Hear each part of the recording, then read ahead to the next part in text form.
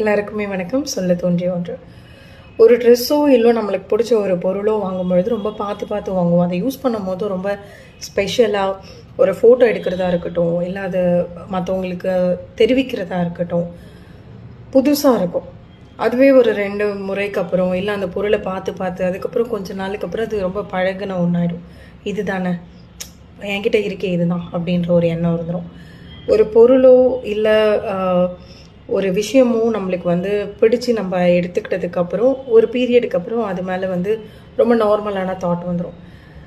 இதே தான் நிறைய பேர் நிறைய நேரத்தில் இப்போவும் நிறைய மனுஷங்களையும் அப்படி நினைக்கிறாங்க, தன்னோட கூட இருக்கிறவங்களையும் அப்படி நினைக்கிறாங்க. அவ தானே என் கூட தான் இருக்கிறா, எங்கே போயிட போகிறா, எப்போனாலும் பேசிக்கலாம், ஒன்றும் பிரச்சனை இல்லை, அப்புறமா பேசிக்கலாம் அப்படின்ற ஒரு சின்ன அலட்சியம்னு கூட சொல்லலாம். அதுவே உங்களை மாத்திரம்